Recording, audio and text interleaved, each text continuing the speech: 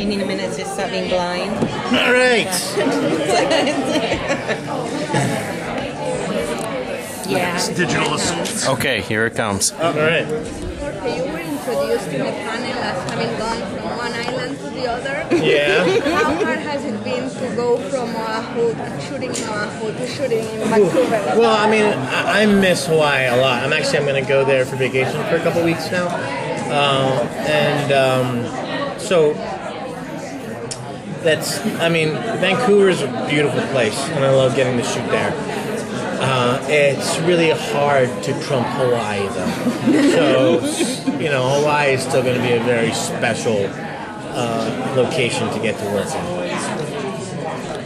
Now, your character has a love for comic books, but in the past few episodes, the comic book theme, it seems like it just disappeared.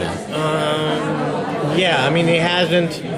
Yeah, I mean, it was more at the beginning with, you see him drawing it and stuff like that. I mean, he still has his drawing pad on him, and he will bring it out again before the end of the season. There's a little scene that kind of incorporates it in. I wouldn't say it's necessarily for a comic book idea, but it's, he keeps it still close, so, I'm not ruling anything out for future things. And cover. Well, I like.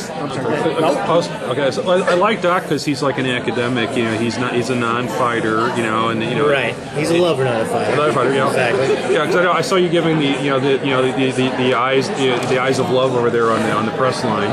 Your pose. Yeah. But I like the fact that he's done the research and everything like that. But then, is he living a fantasy? Because he's actually getting involved. Because he is a comic book fan. I think his idea of his original idea of being a part of this group was a lot more romantic and more of this kind of like this is a dream come true, and then kind of discovering how dangerous these people are and how he's kind of in some situations even putting himself in the line of fire or in danger because of it has kind of given him a rude awakening quite quickly. And also on top of all that, he's discovering that everything he thought he knew about Alcatraz and what was going on there seems to keep being wrong. And so in that sense, I think he's starting to kind of like break that down, and it's starting to kind of wear on him a little bit, like going, of course it's going to end up like this because this is how it's been going on for every guy we've been chasing. So it's kind of, I think that's starting to kind of show up. Now I have a character. Is that what you're going to say? Okay. I'm going to ask you a question since being one of the women on the show, and every single week you're going to be facing all these male prisoners who are, they look tough, they're scum of society and everything. How do you face that? I mean, do you actually go in the mentality that I could kick their ass all the time? Well, I took up when I found out I booked this show. I started boxing and training with someone who's a former champion, and because my whole philosophy was when it comes to that, I want to be able to throw a punch a man's going to believe.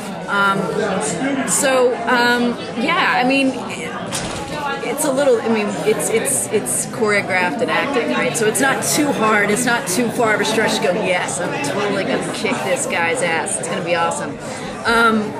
But gosh, in reality, what do I think? I don't know. It'd probably be more of a just hit him in the throat and run kind of situation. I'm sorry. I'm going to get that question. Yeah.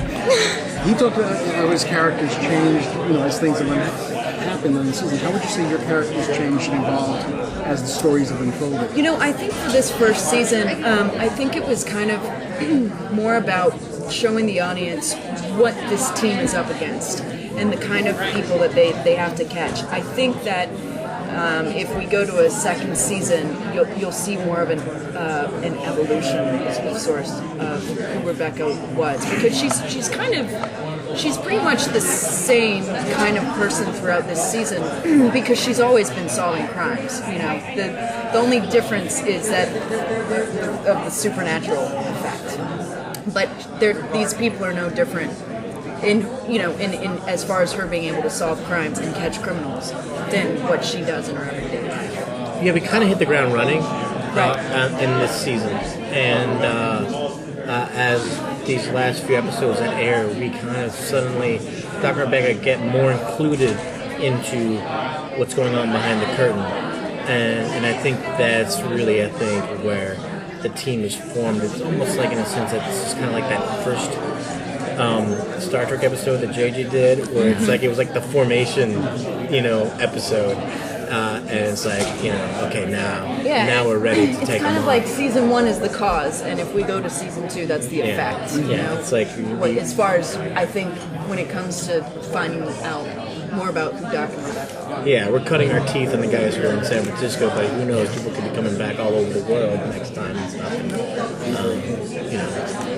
It just kind of leaves a lot of opportunities open as to where the show can go. That felt very much like a company kind of line. Like, it was good, though. It still sounded good. It's more of a Jen and Danny kind of thing to say. We have to rotate, guys. Okay, thank you very much. Thank you. Thank you, guys. Have a good time.